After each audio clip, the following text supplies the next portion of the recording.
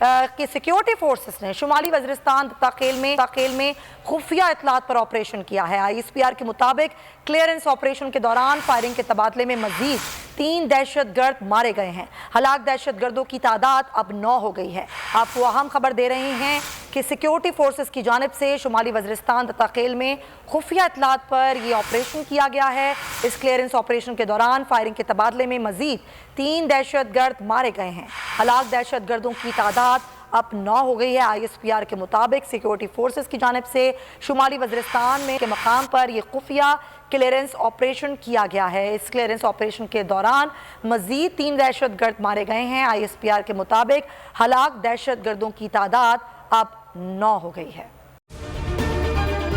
अगर आपको ये वीडियो पसंद आई है तो हमारे चैनल को सब्सक्राइब करें और बेल आइकन पर क्लिक करें।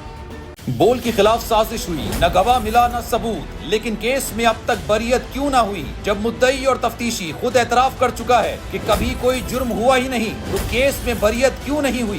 बोल अपील करता है कि केस अवाम के सामने सुना जाए ताकि अवाम भी जान सकें कि बोल के साथ क्या हो रहा है। जिंदगी एक मैदान है और PSL 8 में हर टीम को छूना आसमान है।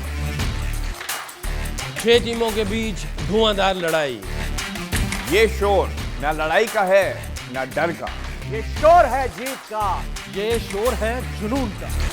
खेल का जुनून रोजाना रात 11 बजे सिर्फ बोल न्यूज पर।